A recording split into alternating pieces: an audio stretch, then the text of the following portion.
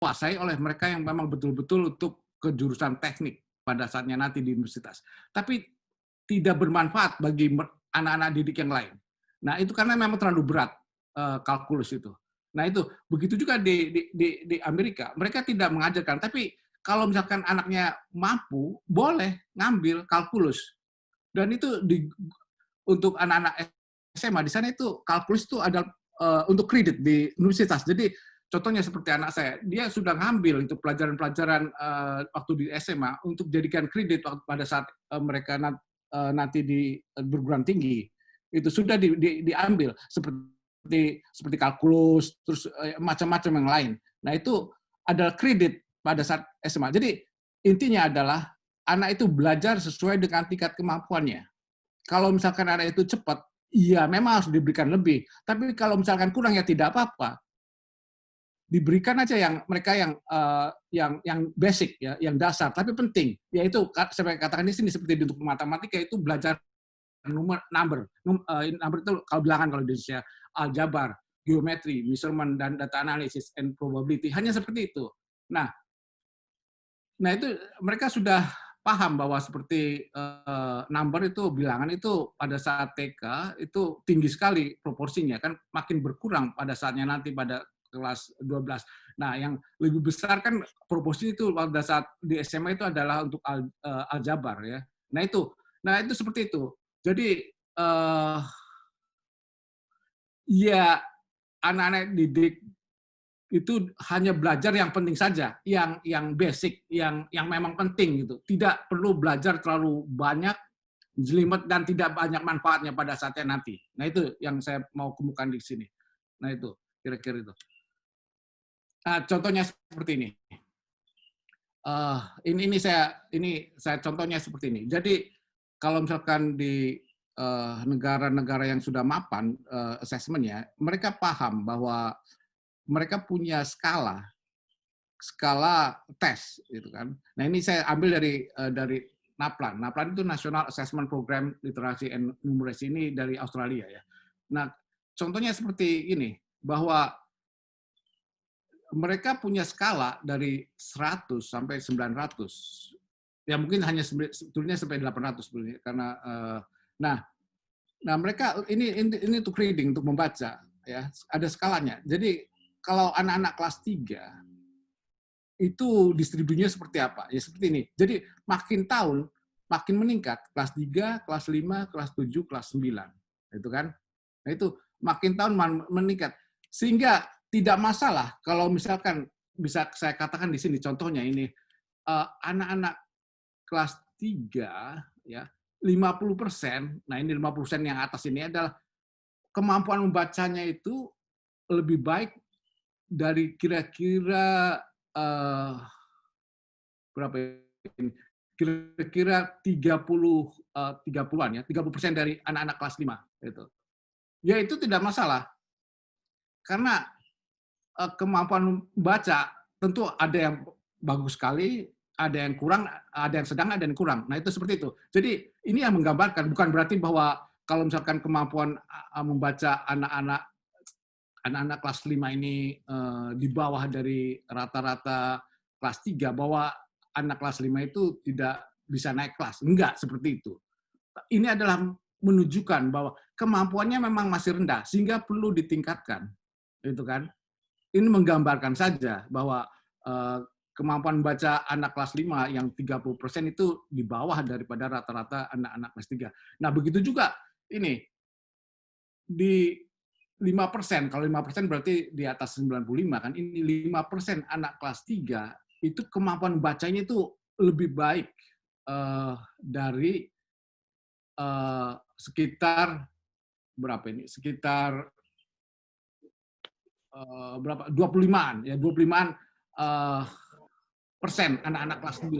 Nah, itu kan sangat sangat ya intinya sih ini adalah menggambarkan saja. Jadi mereka punya skala kemampuan membaca untuk anak-anak dari mulai TK kalau perlu sampai SMA. Ya, terima kasih. Hanya sampai sini yang bisa saya katakan. Terima kasih.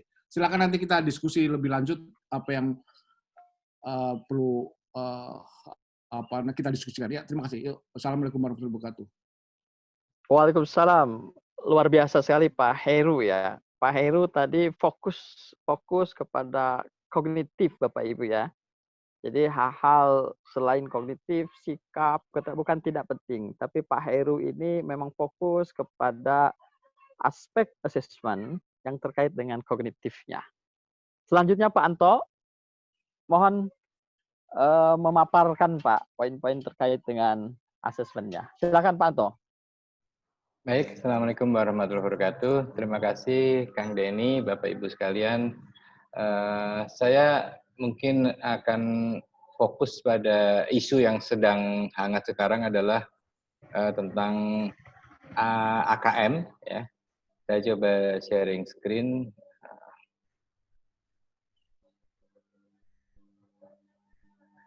Sudah keluar Kang Denny? Sudah Pak Anto, silakan. Baik.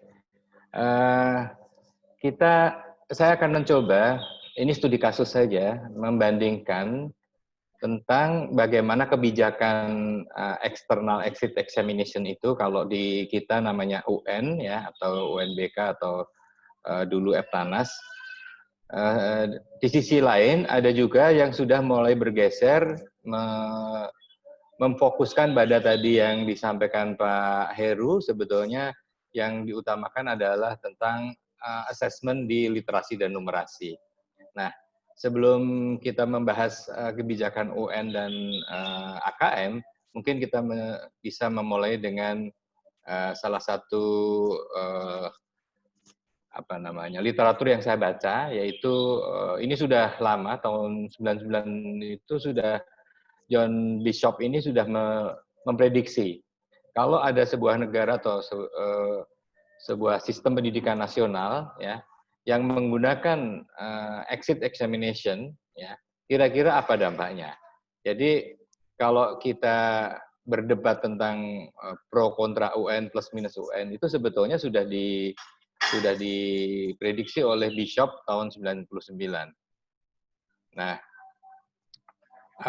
karakteristik dari kurikulum base ya, saya sebutnya di sini memang kurikulum base external exit examination system itu seperti ujian nasional kita ini memang didesain, kurikulumnya itu adalah dari SKL diturunkan sampai KIKD ya, standar isi, standar proses dan seterusnya, kemudian diimplementasikan di sekolah, ada assessment di tingkat guru atau classroom, ada assessment di tingkat satuan pendidikan, ada assessment oleh pemerintah. Nah, jadi desainnya memang kurikulumnya dengan assessment atau final examination-nya sudah sesuai. Nah, kita singkat saja CBEEE ya atau CBES.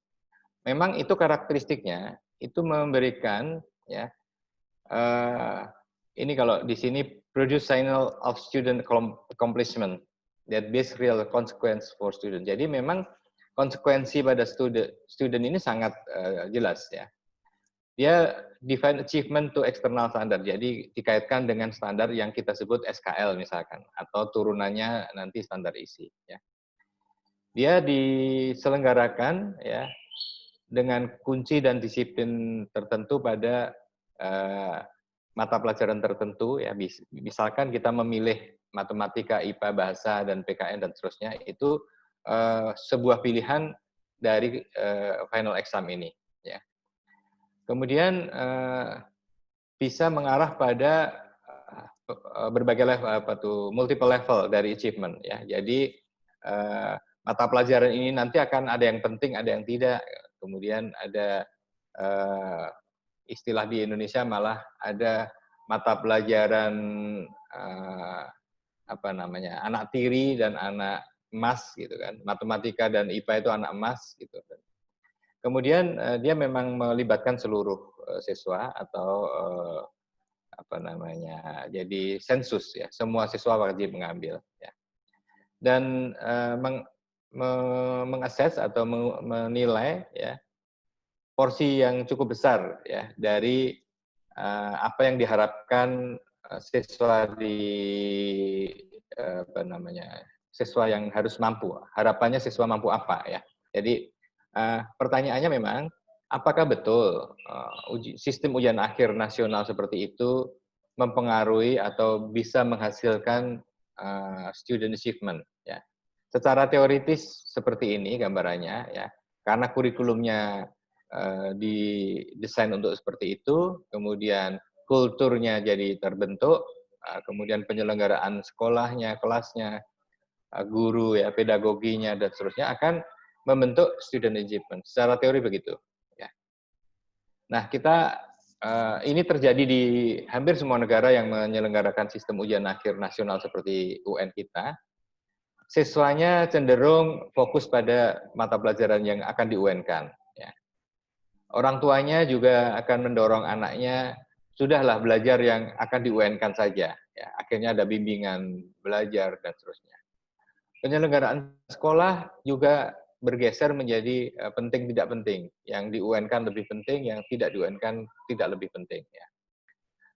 Behavior gurunya juga akan berubah juga. Ya. Nah, jadi sangat ada plus minusnya memang. Dan di Indonesia malah ada dinas pendidikan, ada pemerintah daerah, kabupaten dan kota fokus pada ujian nasional. Ya. Dinas pendidikan yang UN-nya rendah dipecat, ya, misalkan itu. Demikian juga di provinsi. Nah, memang ini hipotesis yang sudah diprediksi oleh Bishop tadi, ya. Dan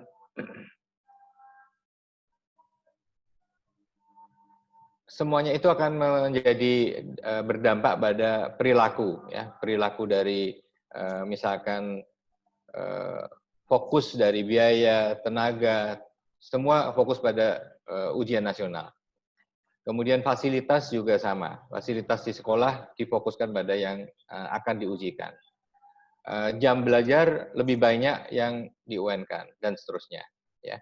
Nah, meskipun ada juga plusnya juga, upaya siswa jauh lebih baik, lebih tinggi ketika dia akan diujikan. Setelah itu nggak ada, mereka effortnya, kerja kerasnya tidak seperti dulu. Ya. Kemudian orang tua pun juga berdampak. Nah, saya bandingkan dengan sistem yang sedang dan banyak negara-negara fokus akhir-akhir ini adalah literasi dan numeracy assessment. Tadi Pak Heru juga sudah menyinggung kenapa itu dilakukan, karena 3 atau 4 fokus tadi itu akan menjadi modal untuk belajar yang lainnya. Saya ambil satu contoh di salah satu di Wales, ya. Ini contoh saja. Dan saya yakin pendekatan literasi numerasi di berbagai negara tidak jauh berbeda. Ya. Itu ada kebijakan secara nasional, yaitu literasi dan numerasi framework. Ya. Maksud saya kalau kita mau merubah final exam-nya atau assessment nasionalnya itu menjadi literasi dan numerasi, maka harus dibuatlah nasional literasi and numerasi framework. Kira-kira tidak jauh berbeda dengan ini. Di Akara juga menggunakan seperti ini, di PISA dan beberapa negara yang anggota OECD menggunakan pendekatan literasi dan numerasi yang kira-kira seperti ini. Misalkan strand-nya itu tentang orasi, ya, yang lintas kurikulum. Ya.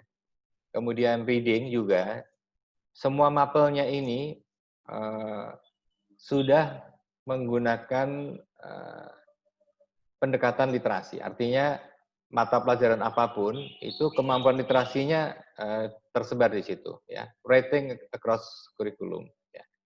Jadi by design kurikulum untuk assessment yang menggunakan literasi dan numerasi itu sudah didesain seperti itu. Nah, demikian juga di numerasi. Ya. Strand-nya ada developing numerical reasoning, ada using number skills, ada using measuring skills, ada using data skill. Ini sangat cocok dengan apa yang disampaikan Pak Heru tadi, ya, beberapa kompetensi yang akan diukur di dalam numerasi. Ya. Kemudian elemennya apa saja itu tergantung setiap negara memfokuskan masing-masing. Nah, saya ingin menyoroti kalau itu ada perubahan paradigma dari kognitif examination atau academic examination yang seperti eksternal CBEE tadi, maka perlu langkah-langkah ya, langkah-langkah. Maksud saya gini, kalau misalkan AKM nanti akan menjadi national assessment untuk literasi dan numerasi, maka butuh banyak hal yang dilakukan ya. Kurikulum framework-nya dan national literasi and numerasi framework-nya harus disosialisasikan lebih awal. Kemudian harus disupport oleh pemerintah daerah, oleh satuan pendidikan, oleh guru, bahkan oleh orang tua. Semua harus mensupport. Nah, di sekolah pun harus membuat beberapa prioritas. Ya. Ada essential condition yang menjadi penting ketika pergeseran paradigma dari assessment tadi. Ya. Ada shared vision, ini saya ambil salah satu di tadi, turunan dari WEOS tadi, adalah shared vision, leadership, research and evidence, ya kurang besar mungkin ya. Nah, quality programming, time and community engagement. Nah, ini salah satu contoh bahwa kalau kita mau mempromot assessment literasi dan numerasi, maka program ini akan menjadi penting. Ya. Semua stakeholder harus mengarah ke situ. Ya. Jadi kalau dikaitkan dengan dua hal yang saya tadi sampaikan, kalau dikaitkan dengan kondisi yang ada di Indonesia, mirip seperti ini Bapak Ibu. UN atau UNBK itu adalah Curriculum Based External Exit Examination System, ya. Sedangkan AKM ini disebut Assessment Kompetensi Minimal, ini bersifat survei, tidak wajib untuk setiap individu. Ya. Fokusnya hanya literasi dan numerasi, mirip seperti nasional literasi numerasi framework yang saya sampaikan tadi, dan itu akan diukur secara nasional. Ya. Jika itu menjadi ada pergeseran, maka muncullah berbagai pertanyaan diskusi. Ini sengaja saya sampaikan di sini tidak untuk maksud saya tidak membahas satu persatu, tetapi ini akan menjadi stimulus untuk kita diskusikan. Ya. Pertanyaan misalkan, apakah UN dan AKM memiliki tujuan yang sama atau yang berbeda? Ya. Apakah dia desainnya sama dengan kurikulum yang sedang berjalan? Kemudian UN dan AKM ini apakah bisa saling menggantikan? Ya, kalau menyelenggarakan UN tidak perlu AKM atau AKM tidak perlu UN. Ya. Dan ini saling komplementari atau memang itu terpisah. Nah, apabila AKM diterapkan, apakah ada implikasi ya, dari perubahan itu? Misalkan desain kurikulumnya dan implementasi pembelajarannya harus merujuk pada tujuan AKM tadi. Jadi bisa nggak kalau kurikulumnya masih didesain untuk UN, tetapi asesmennya menggunakan AKM? Ya. Ini perlu sinergi. Ya. Kemudian apabila AKM menggantikan, bagaimana masa transisi? Sebagai contoh, siswa yang sekarang kelas 2 SMA tahun depan akan diuji melalui AKM pengganti UN misalkan. Sedangkan dia waktu kelas 1 dan kelas 2 SMA didesain dalam pembelajarannya, di kurikulumnya, dan bahkan environmentalnya masih posisi seperti persiapan UN.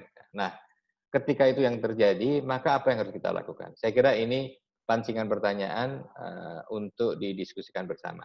Saya kira itu Kang Denny, terima kasih. Nanti dilanjutkan dengan diskusi. Baik, terima kasih Pak Anto. Pak Anto, Pak Heru sudah menyampaikan hal yang sangat luar biasa Bapak Ibu semua. Sesi selanjutnya kita akan diskusi di IB ini, di Sawala ini diskusinya itu Bapak Ibu boleh bertanya, boleh mengkonfirmasi, boleh menyempurnakan, boleh menyampaikan second opinion, juga boleh Bapak Ibu itu sharing pengalaman tentang dua tema ini. Boleh beda pendapat ya Pak Denny ya? Boleh berbeda pendapat. Jadi kita memang sudah membiasakan membingkai suasana itu dalam konteks kita semua bisa semakin bermutu.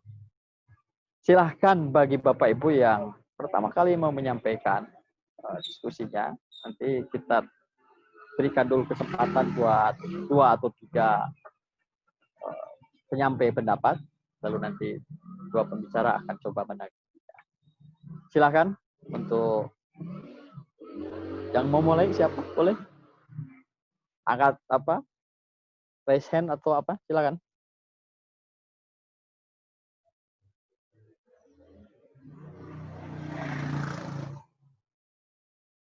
Baik.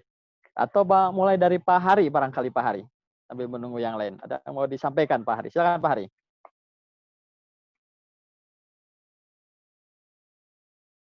Belum ya? Silakan Pak Hari. Sudah kedengaran sekarang? Maaf, apakah sudah kedengaran? Sudah Pak Hari. Silakan Pak Hari. Oh, ya. Alhamdulillah.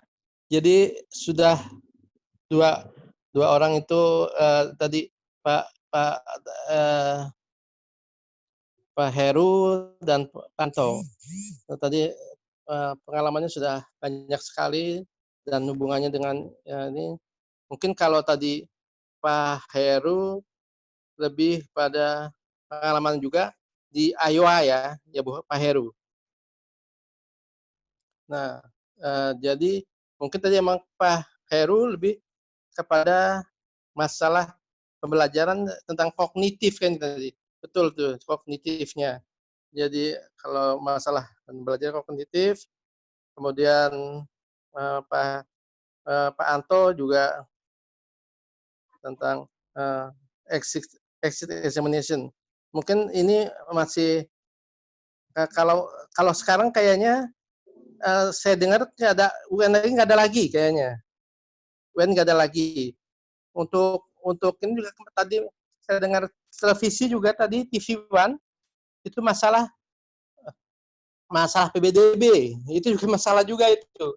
Jadi ini saya mungkin ada hubungannya nanti dengan yang untuk kalau jadi insya Allah minggu depan itu yang lebih besar lagi itu datang Merdeka Belajar itu berhubungan dengan Merdeka Belajar ya tapi yang berkualitas. Nah, jadi kalau hubungannya dengan yang sekarang ini, jadi ini maksudnya itu saya mencoba menghubungkan dengan untuk minggu depan itu Merdeka Belajar karena sudah berubah sekali kayaknya. Kalau dulu masih ada UN, sekarang itu nggak ada lagi UN.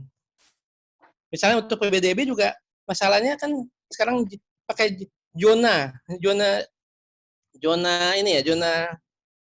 pembelajaran jarak antar rumah dengan ini pertama. Terus nanti nah itu ada bahayanya sebetulnya itu. Maksudnya kalau saya mungkin teman-teman juga yang ini tentang yang namanya bermutu itu berkualitas sangat penting sekali.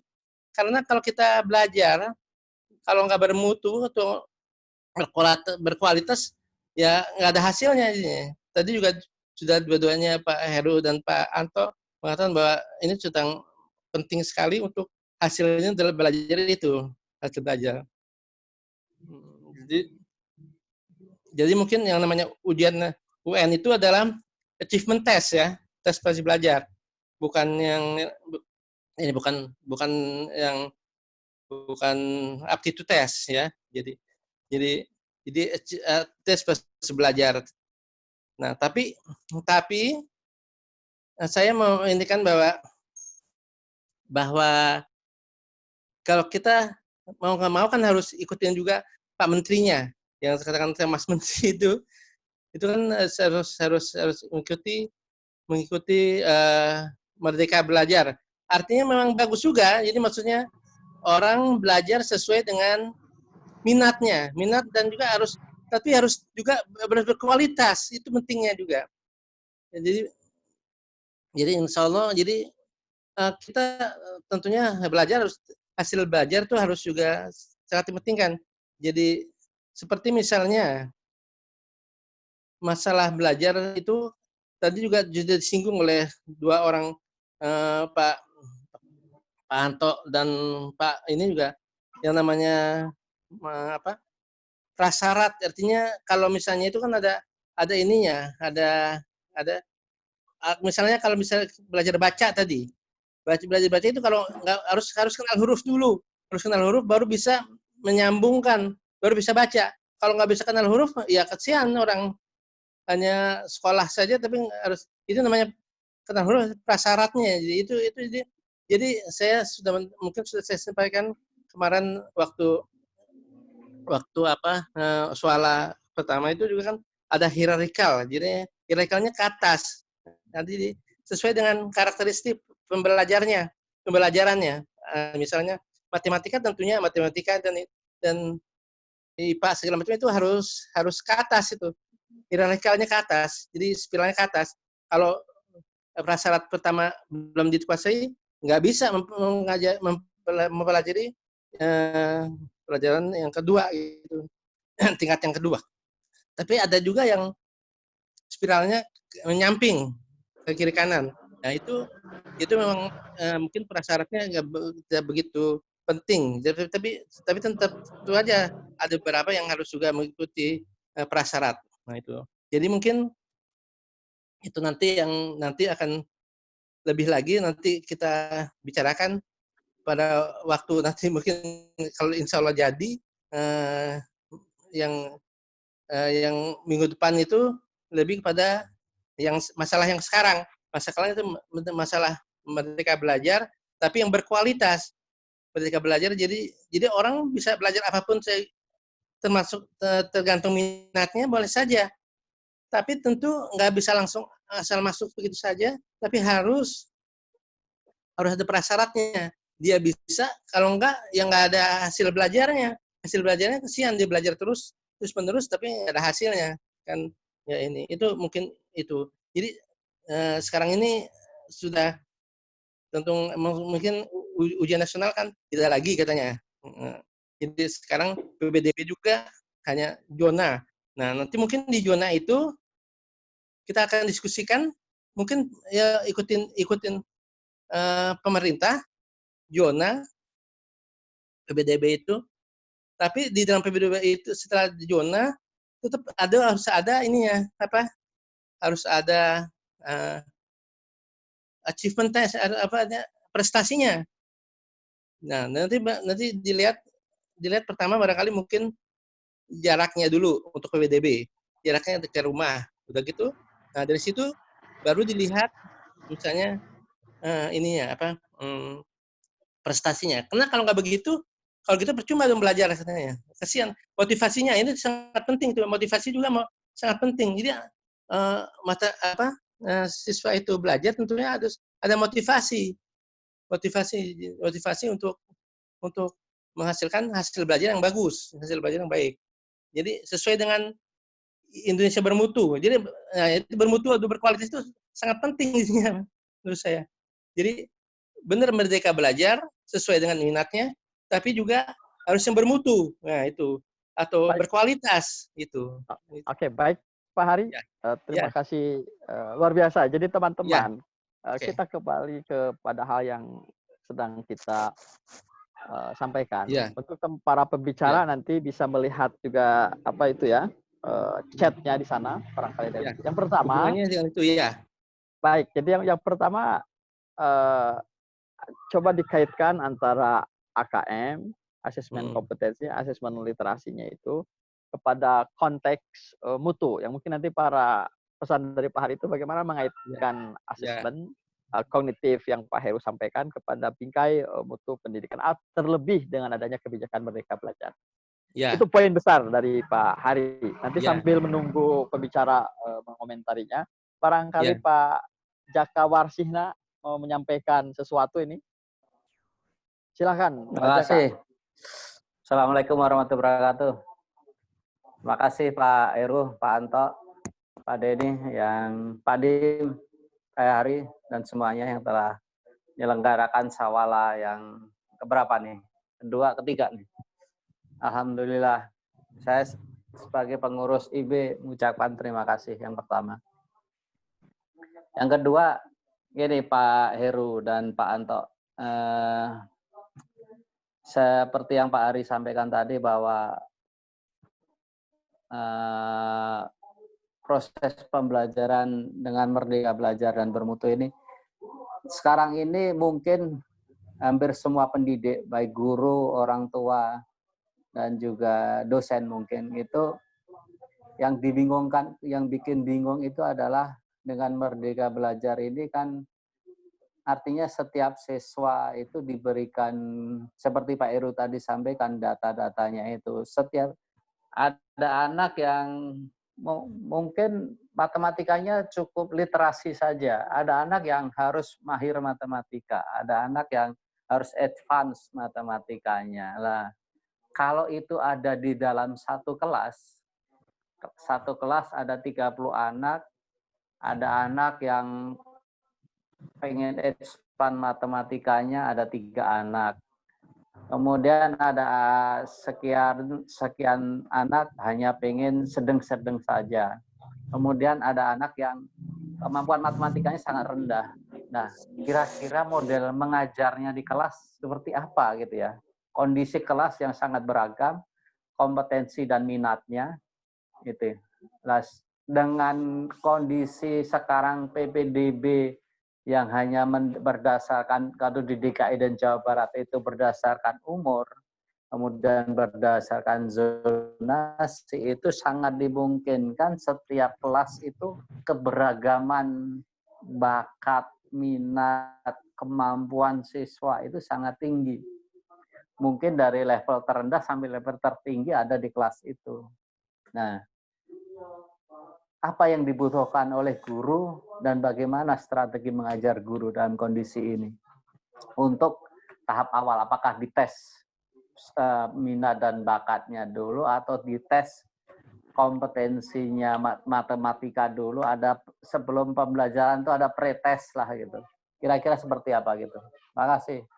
Baik, terima kasih Pak Jaka dan Pak Hari. Jadi sebelum Pak Heru dan Pak Anto menanggapi, poin dari Pak Hari seperti tadi. Jadi sejauh mana relevansi asesmen literasi atau asesmen kompetensi ini memperkuat keinginan pemerintah dengan program Merdeka Belajar Berkualitas. Yang kedua, mungkinkah gitu PPDB yang terjadi saat ini di beberapa tempat tepatkah atau jangan-jangan salah alat ukur gitu menyeleksi orang untuk sekolah lebih lanjut berdasarkan usia. Jadi jangan sampai nanti kamu bisa masuk SMA yang sangat favorit, wah bagus banget, pinter kamu. Tapi ternyata dia, maaf karena usia saya paling tua. Jadi agak menarik. Jadi apakah dalam konteks bidang yang Pak Heru dalami dan Pak Anto dalami, tepatkah begitu ya? Dari sisi apakah salah ukur gitu ya? Menyeleksi orang, prestasi belajar dengan prioritas usia.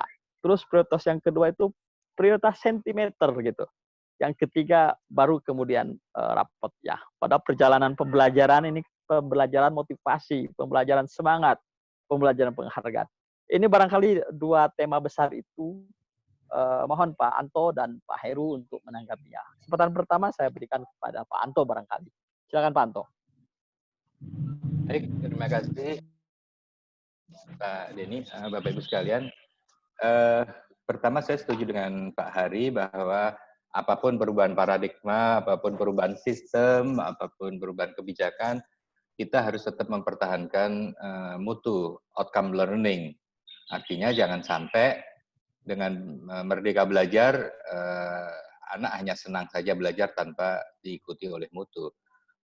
Sistem PPDB dengan model zonasi yang dulunya berbasis nilai ujian akhir, jangan sampai itu juga meninggalkan mutu dan seterusnya. Saya kira betul. Nah, saya sebelum menjawab pertanyaan Pak Jaka, saya ingin menjawab dulu sambil menjawab apa yang di chat itu Mbak Ina Fatina Dewi menanyakan, Mbak, bahwa pergantian UN ke AKM perlu merombak sistem keseluruhan. Ya. Apakah sudah siap? Padahal sampai hari ini sebagian besar masih teacher center. Nah, betul saya kira sambil menjawab pertanyaan Pak Jaka, saya ingin menyampaikan bahwa Mas Menteri ini punya agenda besar, ya, banyak sekali yang akan dirombak. Bahkan undang-undang Sisdiknas pun juga yang dianggap menghambat perombakan itu klausul-klausul yang sekarang ini memang sudah tidak tepat karena itu sudah berumur lebih dari 20 tahun memang harus diperbaiki sampai nanti PP dan seterusnya. Jadi paradigma SKL, 8 standar nasional pendidikan, kurikulum K13 yang sedang berjalan ini, ujian nasional, Merdeka Belajar, semua itu sebetulnya sebuah program besar, tetapi terdelivery ke masyarakat itu sepotong-sepotong, seperti puzzle kan. Jadi kalau Bapak Ibu hanya melihat sepotong, ini jadi debatable, jadi tidak klop ya. Tetapi kalau Bapak Ibu nanti memperoleh gambaran besar, nah saya berharap Pak Mas Menteri ini segera menyampaikan ke masyarakat bahwa sebetulnya gambaran besarnya itu seperti ini, perubahan teacher center ke student center, kurikulum KTSP tetapi tetap harus kemampuan guru itu adalah standar DES dan seterusnya. Itu sebetulnya harus segera disampaikan supaya tidak setiap potongan ini menjadi debat, setiap potongan jadi masalah. Yang mau saya kaitkan dengan Pak Jaka, model pembelajaran di kelas nanti juga akan berubah menjadi individual learning ya. Jadi setiap siswa belajar dengan kecepatan masing-masing. Jadi setiap siswa punya garis kontinum, dia kemarin bisa apa, hari ini dia belajar apa, agar bisa apa. Itu tidak ada sebuah pembelajaran yang satu topik atau tema harus dipelajari semua orang, harus diuji dengan tes yang sama dan seterusnya. Tidak seperti itu ya, karena pembelajaran student center itu artinya student sebagai pusat perhatian dari pembelajaran itu. Mas Menteri meluncurkan nanti ada istilahnya teaching at the right level, itu yang sebetulnya yang digunakan di India, tetapi maksudnya tidak masalah kita gunakan juga karena memang seperti itu. Jadi kalau saya sebagai guru matematika di kelas 7 SMP, siswa saya masukkan dari intake-nya adalah dari berbagai SD, ya, maka saya tetap harus mengakses kemampuan siswa saya sedapat mungkin individu, ya, si A, si B mampu di mana. Nah, sehingga dia harus belajar seperti apa, apakah ada seperti matrikulasi ya. Kalau nggak bisa individu, saya paling nggak mengelompokkan menjadi 5. Nggak bisa 5, 4 atau 3. Ya. Jadi setelah dapat 3, saya treatment untuk kelompok paling bawah apa, treatment untuk kelompok tengah apa, treatment untuk kelompok yang atas apa. Nah, setelah pembelajaran, kecepatannya juga akan berbeda-beda. Jadi, sistem zonasi ini juga sebetulnya niatnya baik, bahwa semua sekolah punya kewajiban untuk meminterkan semua anak. Semua anak yang di lingkungannya jadi punya kesempatan yang sama dibanding ketika belum zonasi itu ngumpul anak pandai ke sekolah yang favorit, anak yang tidak pandai tidak dapat tempat yang baik sehingga dia harus menerima di tempat manapun ya sisanya. Nah, menurut saya yang akan dinilai nanti sebetulnya bukan outcome-nya saja, tetapi adalah progres. Seberapa sekolah bisa merubah intake yang mungkin minim bisa output-nya maksimum atau optimum. Nah, jadi itu sebetulnya paradigma yang terimplisit di dalam PPDB adalah pembagian tugas juga. Sekolah yang selama ini dianggap favorit, coba kalau diberikan intake yang minim, kira-kira mampu nggak dia membuat mereka progres. Saya kira itu Pak Ari dan Pak Jaka untuk komentarnya. Terima kasih Pak Denny. Baik, selanjutnya Pak Heru, silakan Pak Heru. Ya, terima kasih Pak Denny. Ya, oke. Nah ini saya banyak bicara tentang pengalaman saya ya. Yang namanya belajar itu adalah kalau kita di dunia atletik, di dunia olahraga, itu saya bisa sampaikan seperti lari maraton, gitu loh. Jadi kita harus siap jangka panjang. Tidak perlu lari cepat di 100 meter pertama. Itu nanti akan ngos-ngos.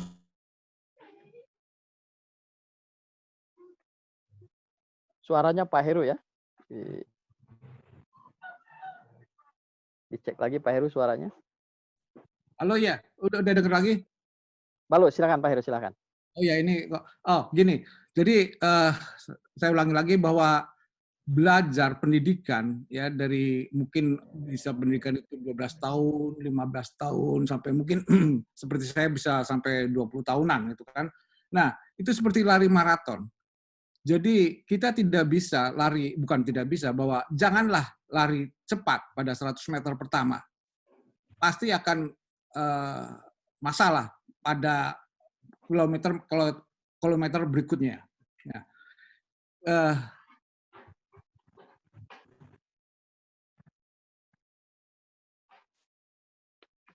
Sayang sekali suaranya Pak Heru masih terputus-putus ya.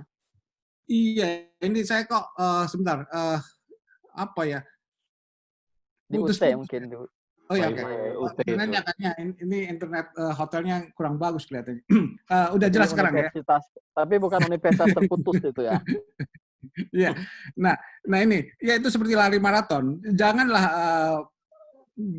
lari cepat pada 100 meter pertama. Nah ini yang saya tangkap dari pengalaman saya ya selama di Amerika dan juga di Indonesia.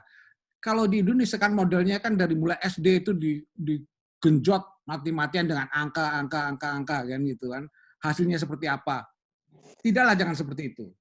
Jadi kalau saya katakan, saya lebih lanjut lagi.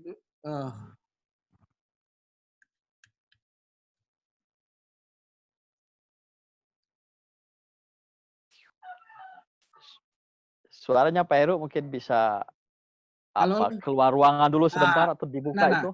Nah, sekarang udah bagus ya? Bagus, silakan Pak Heru.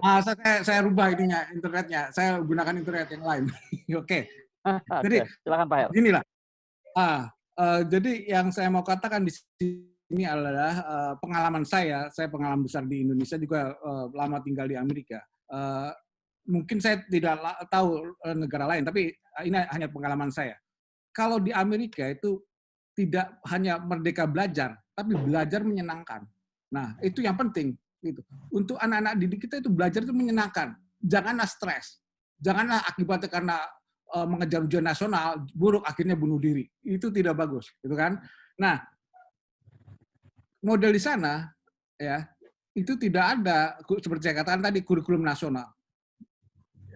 Negara federal seperti Indonesia itu adalah pemerintah pusat, itu tidak bisa mengintervensi sistem pendidikan dari masing-masing daerah.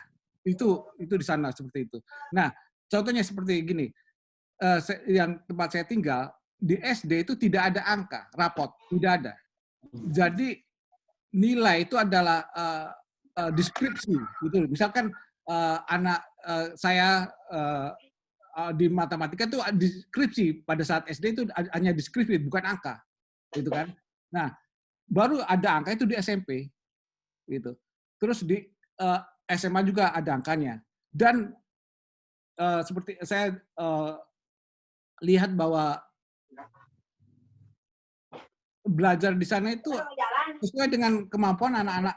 Gitu. Kita ya seperti Pak Jaka katakan, di Indonesia kan heterogen ya dalam satu kelas. Ya itu memang tidak seperti itu. Kalau misalkan anaknya mampu, ya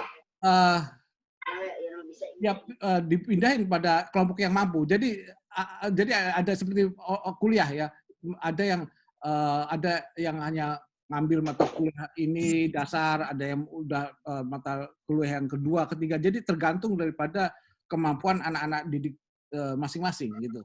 Nah, ya seperti kan itu belajar itu, pendidikan itu adalah maraton ya. Kalau kita perhatikan ya, kita itu lebih banyak adalah kompetisi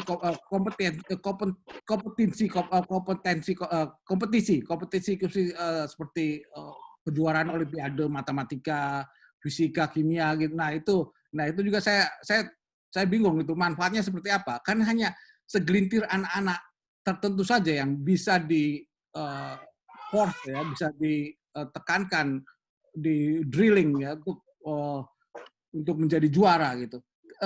Karena kalau pendidikan itu untuk semuanya, tidak hanya sekelompok anak kecil, tidak sekelompok untuk anak masyarakat tertentu saja, tapi untuk semuanya, untuk rakyat Indonesia, kan gitu kan.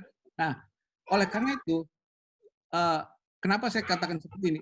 Kalau di Amerika tidak ada seperti kejuaraan kompetensi matematika, olimpiade matematika, fisika, kimia itu tidak ada. Tapi ada kompetensi sains.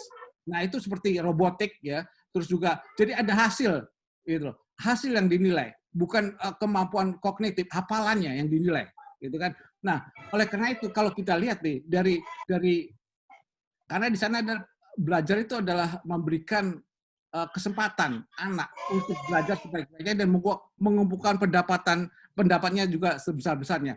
Nah, kalau kita lihat dari segi PISA, TIMSS itu Amerika itu tidak menduduki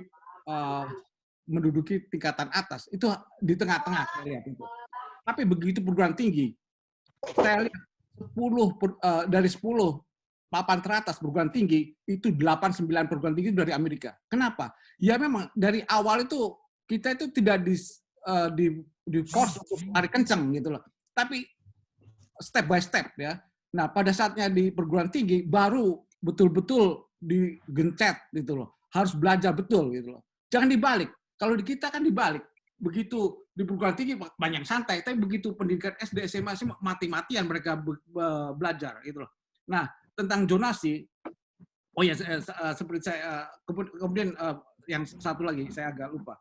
Nah, ini seperti kalau di Indonesia kan belajar seperti saya pengalaman saya ya. Belajar kimia, fisika, biologi itu 3 tahun kan. Di SMA itu kelas 1, kelas 2, kelas 3. Juga ada waktu pas SMP. Nah, kalau di sana itu tidak. Anak saya itu belajar kimia, fisika 1 tahun.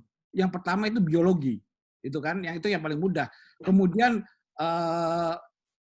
yang kedua itu agak lupa saya, tapi fisika, chemistry ya, kimia dulu.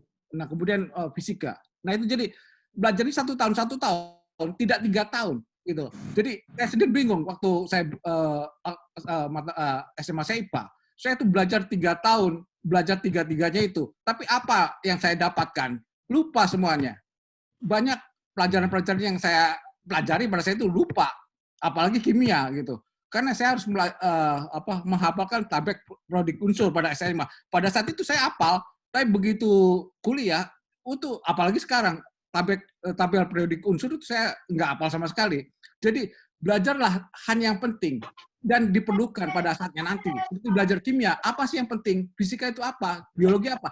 Nah, hanya untuk anak-anak yang memang berminat pada jurusan-jurusan itu yang diberikan lebih gitu loh. Nah itu. Nah kemudian tentang zonasi. Zonasi itu ya kebetulan karena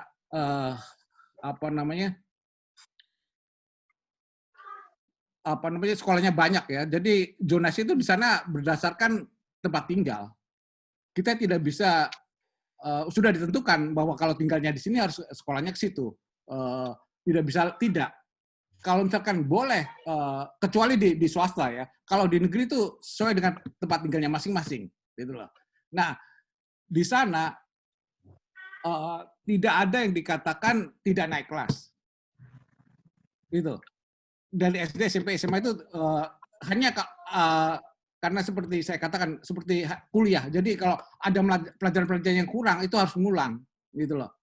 Tapi kalau kelasnya sih terus aja tergantung mereka selesainya kapan gitu loh. Jadi tidak ada pengelompokan dari satu kelas terus semuanya bersama-sama terus kita mengambil sesuai dengan pelajarannya yang diambil gitu loh. Jadi tentang zonasi itu ya karena negara itu menjamin pendidikan untuk semuanya. Ya, kalau tidak bayar, kalau SD, SMP, SMA di negeri itu di sana tidak bayar sama sekali. Ya kalau misalkan jumlah siswanya melebihi dari kapasitas sekolah di situ, dibuatkan sekolah baru. Biasanya mereka sudah menghitung gitu loh, menghitung ini over capacity atau tidak. Jadi misalkan over capacity sudah bisa dilihat kan 3-4 tahun ke depan gitu. Kalau misalkan over capacity akan dibuatkan sekolah baru. Nah, kemudian ada regionalisasi. Jadi maksudnya rezoning ya. Jadi bisa dibagi lagi penyebaran daripada siswa itu. Sehingga di sana itu tidak ada yang sekolah negeri ya, saya katakan. Kalau di swasta sih ya memang terserah swasta maunya seperti apa, tapi tidak ada lagi yang namanya sekolah favorit gitu loh. Karena kompetensi, kemampuan guru-guru dan siswanya itu merata. Karena itulah zonisasi itu. Ya tentunya memang ada, kalau di kota-kota besar memang, kalau misalkan di daerah yang kumuh biasanya memang sekolahnya yang kurang bagus ya, itu karena memang daerahnya. Jadi bukan karena pilihan daripada orang tua untuk sekolahnya di mana, untuk milih yang sekolah baru. Jadi ya itulah yang dilakukan pengalaman saya di sana. Ya, terima kasih. Baik, Pak Heru, Pak Anto ini, para teman-teman semua ini juga kita sudah hadir ini, Prof. Burhan. Selamat pagi, Prof.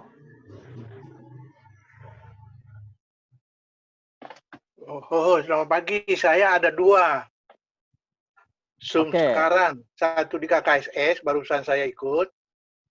Pak Cendekiawan Sulawesi Selatan. Ya, mau membentuk suatu pemikiran lebih dahsyat gitu, yang bisa dicontoh juga orang gitu ya. Baik, Prof. Burhan. Saya baru masuk ya. Oh ya, ini kita sekarang sudah memasuki sesi diskusi tentang asesmen literasi, Prof. Pur. Barangkali dari Prof. Pur ada hal-hal yang mau disampaikan terkait asesmen kompetensi, asesmen literasi yang idealnya ini, konsepsinya ini seperti apa, dan spiritnya, inspirasinya seperti apa barangkali. Silakan Prof. Burhan. Ya, jadi gini ya, siapa saja mempelajari asesmen pasti bertujuan memperbaiki. Itu konsep itu. Tidak ada yang lain. Karena hasil asesmen itu ada yang lemah, ada yang bagus. Yang lemah diperbaiki. Nah, di Indonesia banyak orang nggak paham melakukan asesmen gitu ya. Baik memberikan asesmen 1 topik, 2 topik, ujian tengah semester, mungkin ujian akhir semester. Nah, itu konsep itu IB harus meluruskan. Kalau perlu harus memperkuat ya, bahwa pendidikan di Indonesia kalau mau maju, kalau mau berubah, perlu dilakukan asesmen, baik waktu proses maupun setelah ada hasilnya. Proses juga ada hasil gitu ya. Tapi tujuannya memperbaiki. Nah, itu yang penting ya. Saya tidak banyak tadi mendengar punya Pak Heru, tapi pada dasarnya bahwa asesmen itu memperbaiki. Ya, jadi teman-teman, ini harus diperkuat oleh IB, mensosialisasikan bahwa kalau melakukan asesmen, berbagai jenis bentuk asesmen itu tujuannya memperbaiki kelemahan. Ini harus clear oleh IB untuk mensosialisasikan ke semua pengelola-pengelola pendidikan, terutama bagi guru juga. Ya, memperbaiki hasil capaiannya siswa, memperbaiki juga kalau pembelajarannya oleh guru tidak maksimal, masih kurang, itu bisa diperbaiki semua gitu. Nah, ini perlu digerakkan oleh IB sehingga melek semua orang, ya mengajarlah dengan berbagai macam kreasi, model segala macam, tapi perlu dinilai. Ya, perlu diakses agar supaya hasil-hasil pembelajaran itu bisa diketahui dan diperbaiki. Tadi pagi itu saya melontarkan, Pak Evi mengatakan bahwa mana dimulai. Dimulai saja baik oleh gurunya, baik oleh siswanya, baik oleh kepala sekolah gitu ya. Kita nilai kepala sekolah, benar nggak dia mengelola sekolah? Ada penilaiannya. Benar nggak menilai oleh guru, hasilnya gimana? Ya, kita bisa memberitahu, bagus nggak, ada nggak kondisi-kondisi perbaikan apabila hasilnya siswa tidak mencapai yang sebenarnya. Itulah konsepnya sebenarnya. Isu itu IB harus keras ngomong karena teorinya, referensinya, karena ada referensi assessment for learning juga bisa. formatif, sumatif, apa saja lah gitu ya namanya. Ya. Hanya itu. Mungkin nanti Pak Heru, karena menurut saya beliau berpengalaman bekerja di lembaga testing, IB, pelan-pelan kita diskusi terus-menerus. Kalau bisa, tadi pagi saya sudah melontarkan agar supaya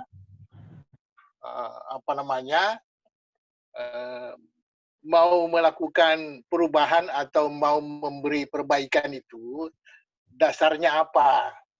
Jadi bisa dasarnya mengetahui namanya bakat skolastiknya, ya, bisa saja diketahui di Indonesia belum ada mendeteksi siswa tentang skolastiknya baik dari SD, SMP, SMA gitu, maupun masuk perguruan tinggi. Skolastiknya guru, ya, karena skolastik itu bakat gitu ya. Ya, bakat tersebut kecerdasannya itu mempengaruhi segala macam kompetensi yang sedang mereka berkembang, yang sedang mereka lakukan dalam proses pendidikan gitu ya. Tapi kalau sudah diketahui bahwa memang bakatnya lemah nalarnya, tentu persoalannya bagaimana memperbaiki agar supaya siswa kita nalarnya berkembang terus-menerus gitu ya dalam proses pendidikannya gitu ya. Nah, itu barangkali sehingga saya membayangkan kalau Pak Heru mau masuk ke IB lebih mendalam ya, membimbing teman-teman karena pernah di lembaga testing, sehingga nanti bisa punya program membuat skolastik level SD gitu ya. Supaya kita ketahui di mana lemahnya anak gitu ya. Karena teori riset mengatakan bahwa bila bakatnya bagus, maka dia akan mempengaruhi achievement. Dia akan mempengaruhi prestasi belajarnya, dia akan mempengaruhi kreativitasnya, dia akan mempengaruhi motoriknya, dan seterusnya, dan seterusnya. Itulah di Amerika dipakai skolastik itu, ya, dari SMA ke perguruan tinggi, tidak ada tes-tes masuk perguruan tinggi seperti di Indonesia, pakai skolastik aja gitu. Yang kapan diberikan di sekolah SMA gitu, selama dia sekolah di SMA, dikasih skolastik dan nilainya ada, itu yang dipakai. Tidak dibuat-buat seperti di Indonesia, bikin tes sendiri gitu. Ya, tes prestasi belajar, seleksi, kasih soal yang bagus, banyak yang tidak lulus gitu. Bukan skolastiknya yang dicari gitu ya. Itu bertentangan dengan kita. Padahal yang membuatnya juga lulusan Amerika gitu ya. Pak Urip gitu ya. Keluaran Massachusetts, temannya Pak Hari. Nah, ini barangkali, jadi saya mohon Pak Heru juga terlibat di ini karena IB ini betul-betul berwawasan lebih global. Kita tidak mengkritisi siapa, tapi kita membenahi, meluruskan apa yang sedang dialami, ya, sehingga kita memperbaiki gitu.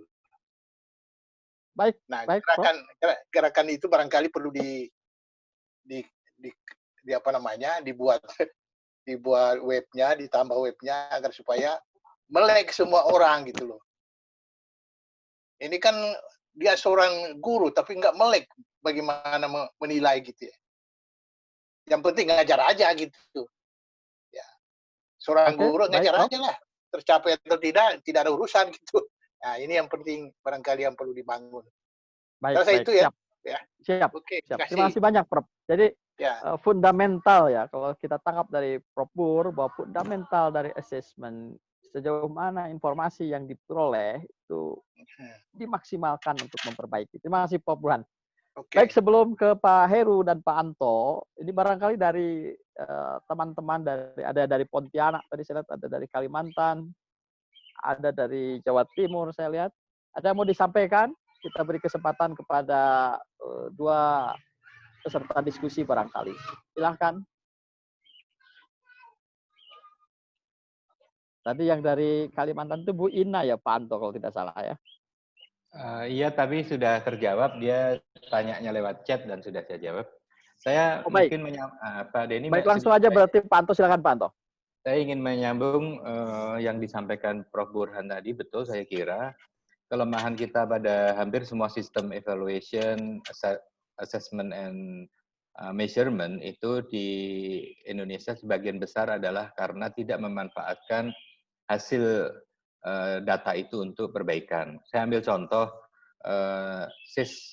penilaian asesmen siswa saja di ruang kelas. Itu guru hasil akhir dari assessment biasanya dipakai hanya untuk raport ya, dan tadi Pak Heru juga menggarisbawahi kita lebih ke memeringkatkan anak gitu, kemudian bentuknya kuantitatif dan seterusnya. Di tingkat ujian nasional kita sudah punya contoh dari analisis per butir, per sekolah, per mapel juga tidak digunakan untuk perbaikan.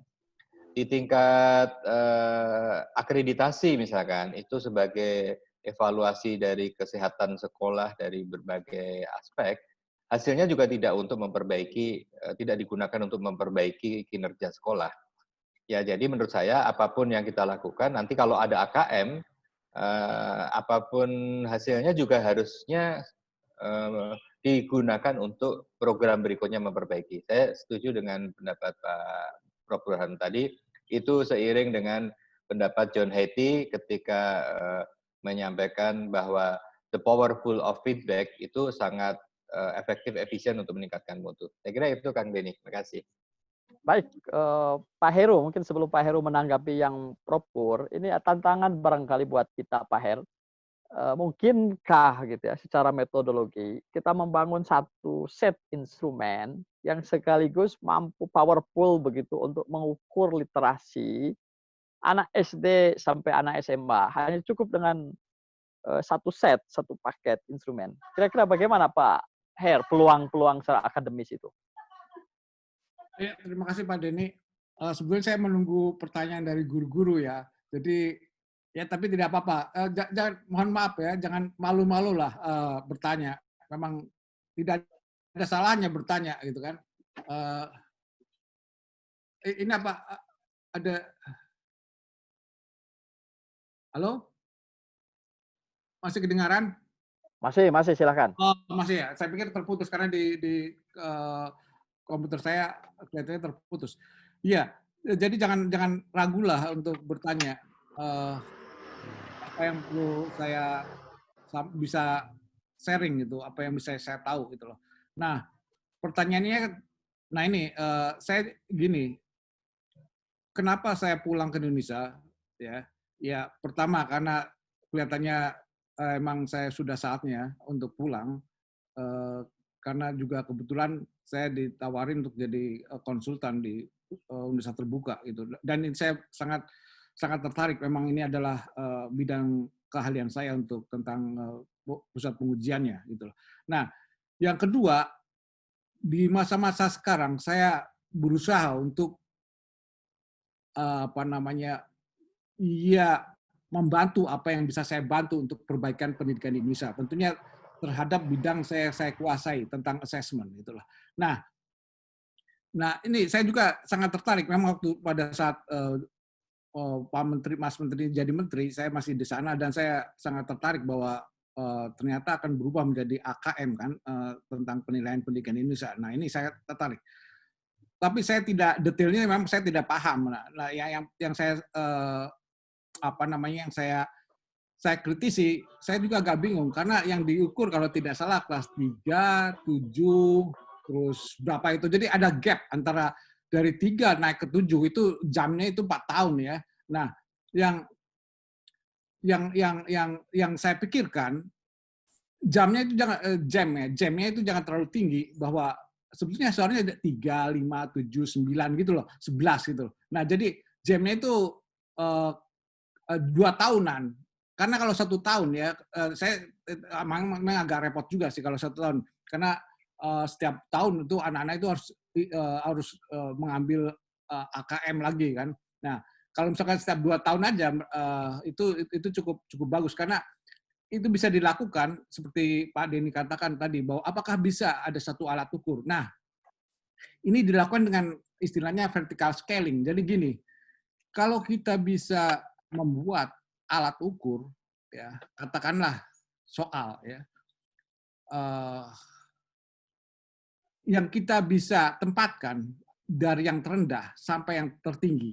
Ya. Misalkan soalnya itu kita punya 200-an lah, 200 soal itu kan, misalkan matematika, 200 soal. Jadi kita bisa secara metode itu kita bisa melakukannya dari mulai tingkatan yang paling bawah, soal nomor 1 ya. Saya kalau boleh saya katakan yang paling mudah ya. Kalau nomor soal 1 sampai 200. Jadi gradasinya itu ada dari mulai 1 itu levelnya rendah, terus naik ke tingkat 2, 3 terus saja. Nah itu bisa dilakukan. Misalkan untuk kelas 3 itu menggunakan soal-soal kalau misalkan setiap jenjang itu menggunakan 40 soal ya. Jadi untuk kelas 3 itu dari soal nomor 1 sampai nomor 40 gitu kan. Nah, kemudian itu harus ada anchor-nya untuk kelas 5. Kalau harapan saya sih setiap 2 tahun ya, jadi 3, 5, 7 seperti itu. Nah, kemudian untuk soal nomor 3, saya katakan setiap 40 soal ya, setiap kelas itu ada 40 soal yang digunakan. Jadi untuk kelas setelah kelas 3 kelas 1 sampai kelas 3 itu 1 sampai 40. Kemudian kelas 5 itu ada overlap 10 soal. Karena untuk mengangkerkan antara butir soal yang di kelas 3 dengan kelas 5 gitu. Nah, gitu. Jadi ada overlap antara kelas, itu ada overlap. Nah, itu bisa dilakukan satu skala lurus seperti yang saya tadi contohkan untuk yang di reading di NAPLAN yang punya Australia itu, mereka melakukan seperti itu. Jadi ada vertical scaling gitu. Ya, tentunya dengan apa namanya, dengan mengkonstruksi butir soal secara baik dan bagus. Sehingga ada satu skala dari mulai yang paling rendah sampai paling tinggi. Jadi kita bisa tahu perkembangan itu. Seperti saya tadi contohkan bahwa di reading anak kelas 3 itu di mana, anak kelas 5 di mana, kelas 7 di mana, dalam satu skala pengukuran gitu loh. Nah, yang kita paham sekarang kan dari dulu Pak, kita itu belum punya hal seperti itu gitu loh. Nah, ya harapan saya seperti itu. Kalau kita bisa melakukan seperti itu, ya itu sangat bagus. Ya, gitu kira-kira Pak Dini. Karena yang saya harapkan itu ada pertanyaan dari guru-guru. Terima kasih. Terima kasih Pak Her. Silahkan, ini kebetulan Pak Heru memberi kesempatan khusus ini dan Pak Anto. Bagi teman-teman di lapangan ya, Pak, baik dari TK, baik dari SD, SMP maupun perguruan tinggi yang hadir pada diskusi kali ini, silahkan. Ada yang mau menyampaikan pengalamannya, seperti pengalaman atau persepsinya ya terhadap AKM, yang pendapat Anda yang dibayangkan di lapangan itu seperti apa AKM itu. Silahkan, teman-teman. Ada yang mau menyampaikan? Sebelum teman-teman Pak Denny, silakan Pak. Saya juga masih bingung juga ini, nanti Pak Anto mungkin memberi penjelasan itu. Asesmen kompetensi minimum, ya.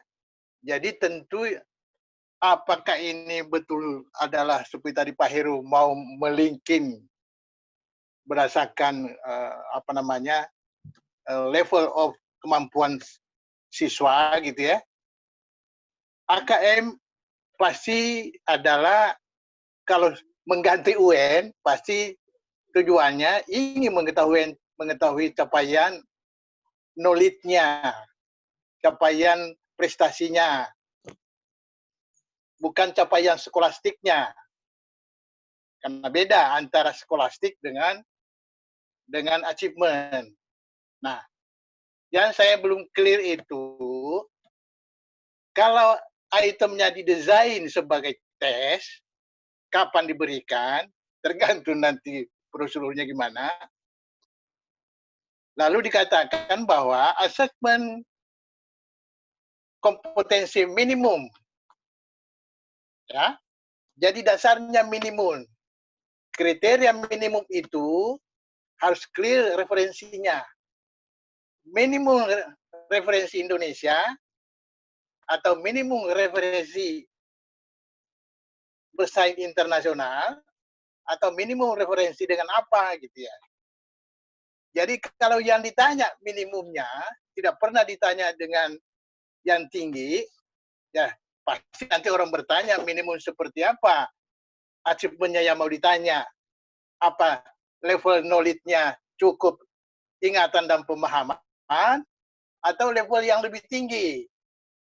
Kalau mau menggunakan Bloom atau Anderson misalnya, ini yang belum clear. Yang mana yang dimaksud minimum gitu.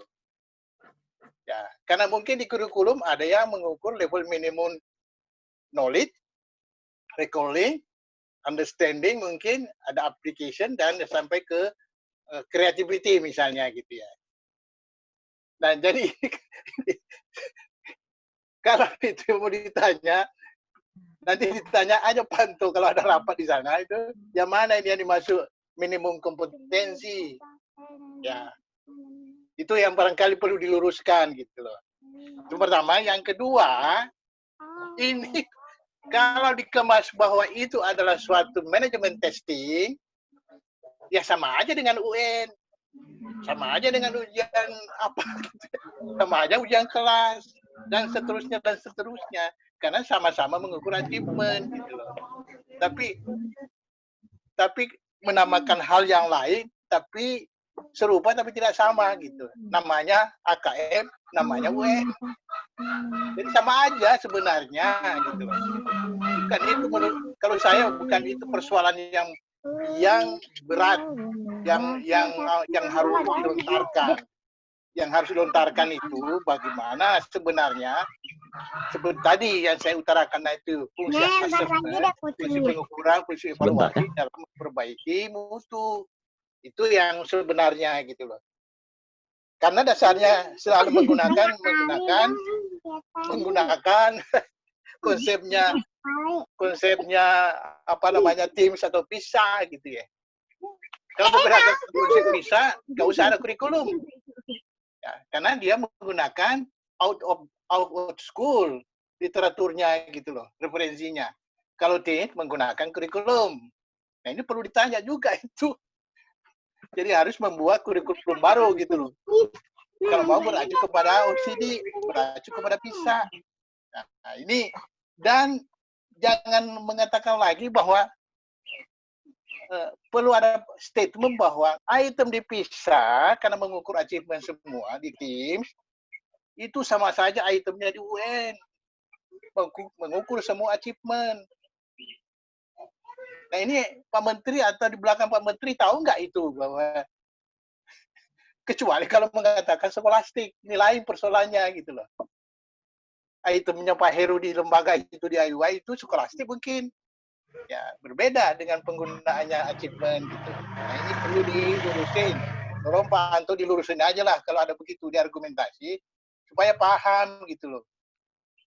Itu aja Pak Denny ya, supaya clear kita semua di IB ini harus paham itu sebenarnya. Gitu. Baik, Prof. Burhan, memang ya salah satu yang harus IB lakukan kan prinsip kita clear ya, bahwa kita ini kritis sekaligus juga kooperatif terhadap berbagai kebijakan. Jadi Pak Burhan ini sangat mewanti-wanti, jangan sampai ide baik AKM ini, kemudian pada level teknis, level metodologis, level implikasi, ini sebenarnya sama saja dengan ujian nasional. Misalnya jangan sampai nanti AKM dikaitkan dengan BOS, AKM dikaitkan dengan sertifikasi guru, AKM dikaitkan dengan jenjang karir, AKM dikaitkan dengan seleksi anak. Ini akan bahaya. Jadi Pak Bur itu mewanti-wanti kepada kita kalau memang mau membangun sebuah sistem asesmen tanda petik baru, ini harus clear secara filosofis, secara fundamental maupun secara metodologis. Jangan sampai namanya saja AKM pada tataran prakteknya 90-90% sama dengan UN. Ini kegagalan kita lagi dalam membangun sebuah konsistensi. Namun karena Pak Bur meminta Pak Anto menyampaikan banyak hal, mungkin silahkan ya Pak Anto dan Pak Heru untuk memberikan komentarnya. Kang Denny, Pak Burhan, Pak Heru, dan Bapak Ibu sekalian, yang saya tahu karena ini memang kemarin saya udah dapat desainnya, tetapi banyak hal yang tidak boleh dikeluarkan. Ini kan Kang Denny juga di Pusmenjar ini sendiri juga mungkin tahu ya. Tapi gini, yang saya tahu adalah dengan AKM nanti semuanya akan berubah. Kurikulumnya, desainnya akan berubah. Kemudian akreditasi akan berubah, standar-standar akan berubah. Memang akan diikuti oleh banyak perubahan. Tetapi yang saya tangkap adalah AKM ini fokus hanya literasi numerasi. Yang disebut minimum itu akan dibuatkan framework yang bisa benchmarking dengan literasi dan numerasi di beberapa negara. Ya. Berangkatnya memang dari aksi, ya. Yang aksi sendiri itu dulu juga Pak Burhan yang mendesain dengan kapus-kapus yang lainnya ya. Jadi saya kembali ke framework tadi, nanti akan ada framework tentang literasi numerasi, tetapi dalam penyelenggaraannya nanti itu unit yang akan diukur bukan siswa, ya. Unit yang akan diukur adalah satuan pendidikan. Jadi sensusnya adalah semua sekolah. Tetapi di dalam sekolah diambil sampel, dan itu temannya Pak Denny yang tahu tentang desain samplingnya ya. Jadi akan dibuatkan sampel. Nah, hasilnya itu bukan individual certificate, bukan skor siswa, tetapi bukan skor.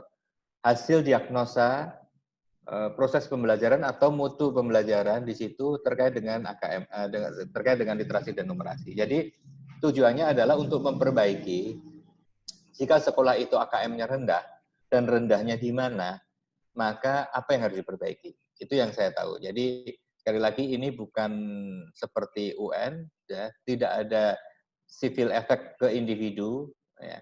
Tetapi kekhawatiran Kang Denny tentang akan berdampak pada yang lainnya, ini sangat mungkin terjadi. Ya.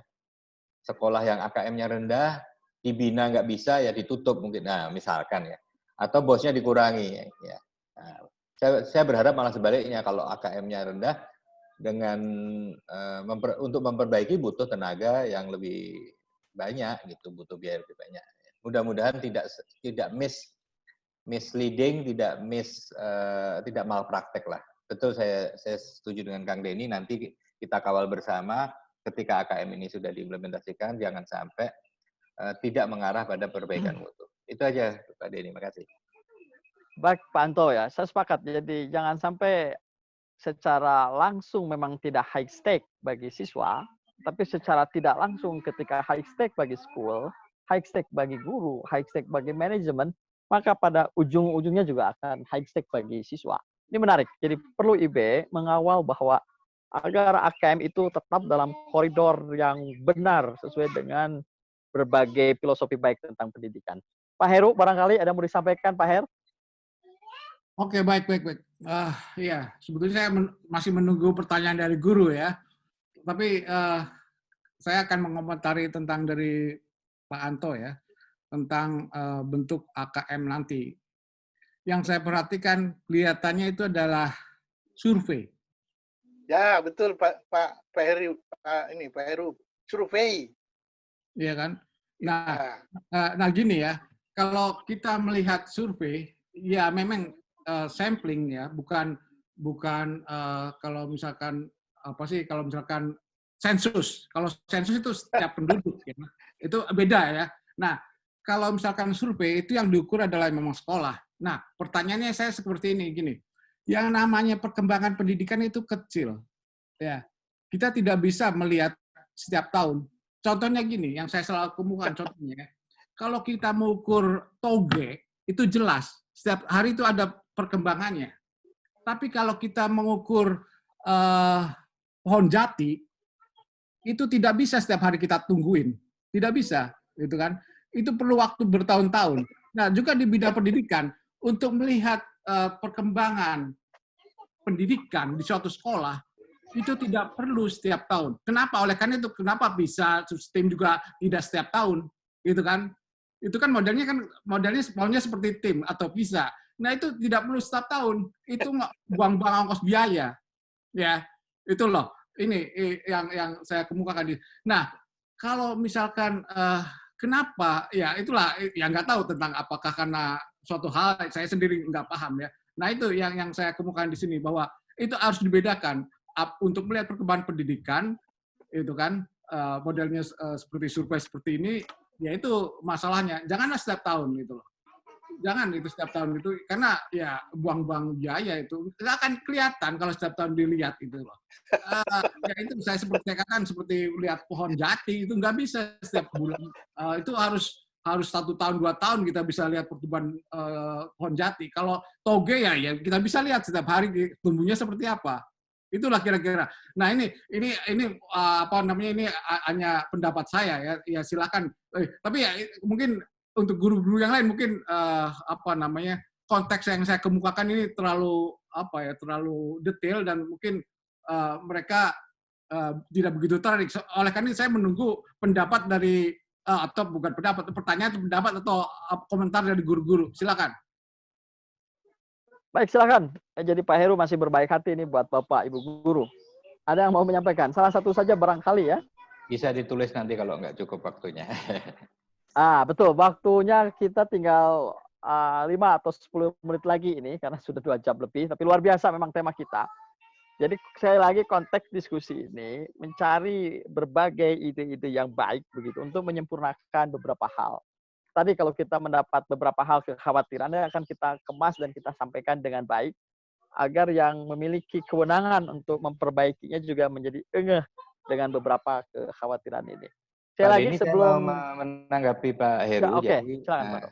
Ini nanti tolong dianalisis Pak Heru ya. Jadi desainnya adalah sensus bagi sekolah, tapi sampel dalam sekolah. Ya. Nanti itu desain seperti itu seperti apa. Nah, kemudian hasilnya hasilnya bentuknya narasi juga. Yang punya skor kuantitatif hanya Pusmenjar, nanti Puspendik. Tetapi yang akan menjadi publik, yang dipublikasikan adalah bentuknya narasi dan rekomendasi. Sekolah ini perlu melakukan apa berdasarkan hasil itu. Nah, saya kira agak berbeda dengan yang tadi Pak Heru sampaikan. Kalau memang survei unitnya student, sebetulnya bisa saja seperti PISA dan TIMSS, jatuhnya di sekolah tertentu kan, tidak semua. Tapi ini informasi yang saya peroleh adalah semua sekolah wajib mengambil, tapi di dalam sekolah ditentukan sampelnya. Itu yang terjadi. Terima kasih. Baik, ini catatan Pak Heru dan kita semua. Jadi ini ada sensus dalam konteks unitnya sekolah, tapi dalam konteks unit siswa ini adalah sampel, dan mungkin nanti sekolah pun juga menentukan sampel yang mana. Dan mudah-mudahan sekolah tidak menggiring ya bahwa siswa-siswa terbaik saja nanti yang disampelnya. Ini juga banyak hal yang perlu. Membuat sampel pusat, Pak Denny. Jadi sudah ditetapkan dari siswa. Ya. Tapi itu tadi yang menarik dari Pak Anto nih Pak Her, kita coba kaji ya secara statistiknya gitu tentang kondisi yang tadi. Jadi ada populasi di satu sisi di unit analisis tertentu, tapi ada sampel dalam unit yang itu juga. Baik Bapak Ibu, Prof Burhan, oke, kita minta ini kepada Pak Burhan, Pak Heru dan Pak Anto untuk closing statement ya, masing-masing sekitar 1 atau 2 menit. Dimulai dari Pak Heru barangkali, setelah itu Pak Anto, dan terakhir ditutup oleh Pak Burhan. Dan mohon teman-teman para peserta diskusi untuk menampilkan videonya, karena ada sesi dokumentasi dari tim. Dan seperti kebiasaan sawala kita, insya Allah nanti kita akan kemas hasil diskusi ini dan kita akan publikasikan di beberapa media massa. Barangkali kita mulai dari Pak Heru untuk melakukan closing statement, kemudian Pak Anto, setelah itu mohon berkenan Pak Bur untuk menyampaikan statement terakhir. Silakan Pak Heru. Ya, Assalamualaikum warahmatullahi wabarakatuh. Ya terima kasih.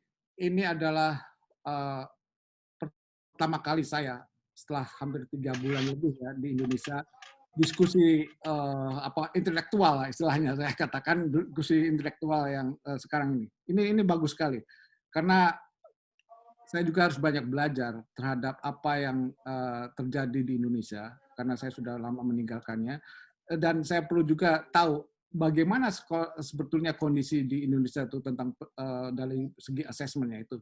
Nah ini dari sini banyak hal yang saya bisa pelajari dan bisa saya tangkap informasinya harusnya seperti apa. Nah tentunya dengan segala kekurangan saya juga siap untuk menerima pendapat lain dan juga saya juga harus banyak belajar ya. Nah, tapi gini, yang saya itu ya salah satu contohnya, saya itu akan berusaha kalau misalkan ada seperti IB kalau udah siap ya, ada kendaraan yang saya siap itu membuat sesuatu yang beda dengan AKM gitu. Dengan silakan pemerintah melakukan sesuatu. Nah, kita dari luar melakukan sesuatu yang bisa kita jadikan sebagai sparring partner ya, bahwa ya seperti inilah. Nah, kita bisa namanya kan kalau di testing kan ada reliability dan validity-nya kan.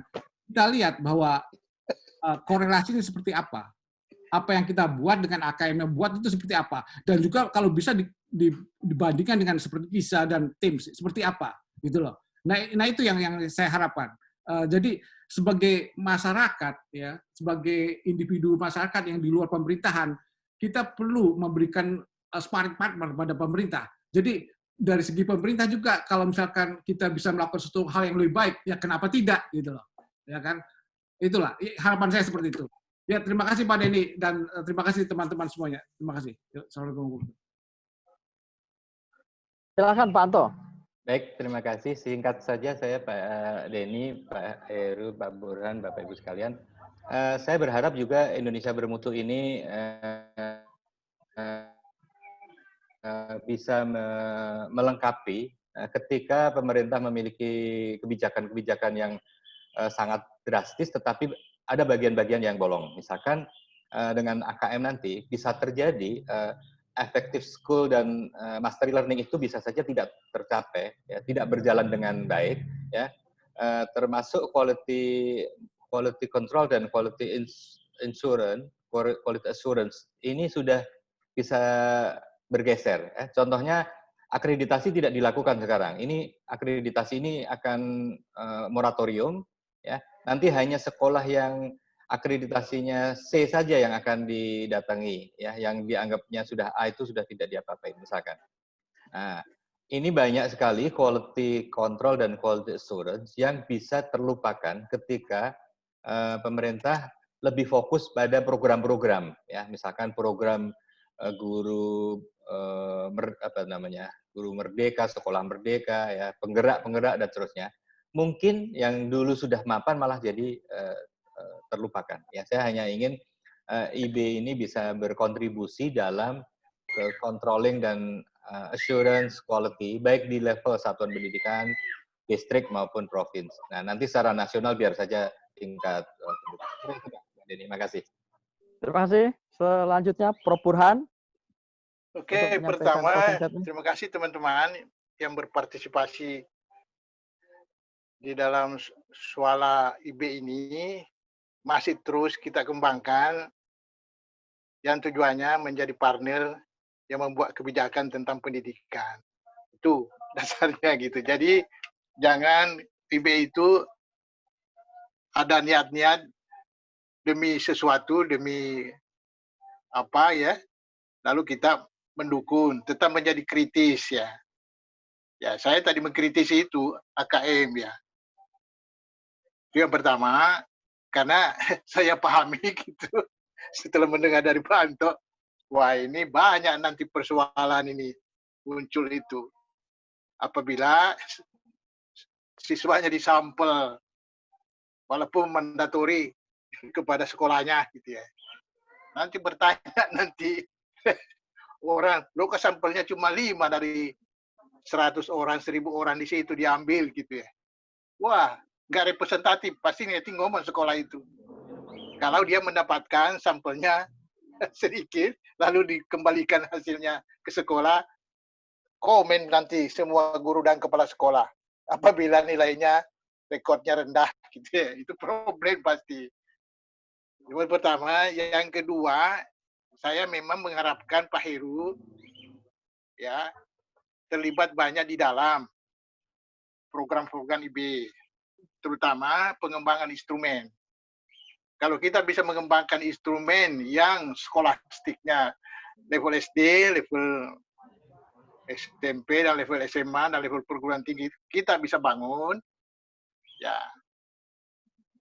Karena saya belajar dulu tentang pengembangan instrumen S1-nya Amerika, gitu, IB nanti akan dilirik oleh siapa saja di Indonesia.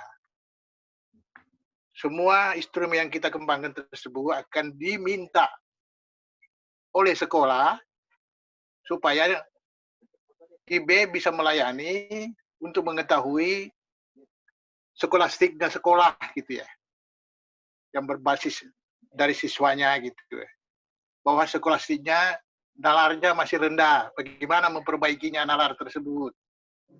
Karena saya meyakini bahwa dengan skolastik yang bagus, maka anak bisa pencapaiannya tinggi di dalam menempuh achievement gitu.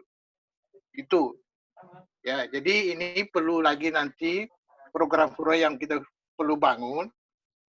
Ya, ada jembatannya Pak Heru kalau misalnya mau terlibat karena Anda pengalaman di Iowa. Nah, inilah barangkali yang ini. Tentu nanti pengurus IB akan mencari sesuatu yang bisa mensupport gitu supaya instrumen tersebut ya bisa kita bangun, bisa kita bisa kita temukan, bisa kita uji coba sehingga bisa dilaporkan ke seluruh pengelola sekolah agar sekolah bisa memahami nalarnya dengan lewat skolastik itu. Saya rasa itu ya yang saya melontarkan di IB agar supaya kita berpikir ya, karena saya meyakini, saya baca artikel mengatakan bahwa dengan di skolastik yang tinggi akan mempengaruhi prestasinya gitu, akan mempengaruhi karakternya, akan mempengaruhi motoriknya gitu. Itu barangkali ya menjadi argumen kita di sini sehingga IB setiap saat bisa berkembang untuk bisa mensolusi persoalan-persoalan pendidikan. Saya rasa itu Pak Deddy ya. Terima kasih banyak. Baik, terima kasih Prof. Burhan, Bapak Ibu dan teman-teman semua. Alhamdulillah 2 jam ini kita telah melangsungkan sebuah diskusi yang kritis, tajam, dan penuh sekali inspirasi-inspirasi yang sangat kuat secara akademik. Mudah-mudahan menjadi inspirasi bagi kita bahwa membangun sebuah mutu itu penting. Dan alat informasi untuk membangun mutu itu adalah penilaian. AKM yang sedang didesain oleh negara, oleh pemerintah, harus terus kita cermati, kita beri masukan dan input agar menjadi lebih baik. Bapak Ibu semua, insya Allah minggu depan kita akan mengadakan sawala lebih besar dengan tema Merdeka Belajar Berkualitas. Kami mengundang kembali Bapak Ibu untuk menghadiri acara tersebut. Sekali lagi mohon maaf dari kami. Selanjutnya Pak Dim mohon menyampaikan agenda-agenda kita sekaligus menutup acara ini. Silakan Pak Dim. Terima kasih Pak Denny yang sudah memoderatori kegiatan diskusi kita hari ini. Harapan kita ini akan terus berjalan seiring niatan kita untuk membangun pendidikan terbaik di Indonesia. Dan insya Allah minggu depan kita akan menyelenggarakan kegiatan webinar. Webinar itu semacam seminar tapi dengan menggunakan daring dengan tema Merdeka Belajar Berkualitas. Insya Allah yang akan menyampaikan materi itu yang pertama adalah Profesor Dr. Burhanuddin Tola, yang kedua Profesor Dr. Awaludin Cala, yang ketiga Haris Tiadi PhD, yang keempat Pak Heru Widiatmo dengan moderator Pak Nanto. Insya Allah minggu depan tanggal 5 Juli 2020 pukul 13.01 sampai dengan 15.01. Ini flyer juga sudah kami kirim di chat, kamar chat pada diskusi hari ini. Mudah-mudahan bisa juga teman-teman yang hadir pada hari ini tetap bisa berpartisipasi dalam kegiatan ini. Dan saya kira karena training waktu pula, maka kegiatan diskusi sawala mingguan kita pada hari ini tentang asesmen literasi bermutu saya kira selesai. Mohon kritik, saran, dan membangun dalam rangka peningkatan kualitas Indonesia bermutu. Teman-teman guru di lapangan dibutuhkan oleh Indonesia bermutu. Saya kira itu, terima kasih semuanya. Sekali lagi saya ucapkan terima kasih dan saya tutup. Assalamualaikum warahmatullahi wabarakatuh. Waalaikumsalam. Waalaikumsalam.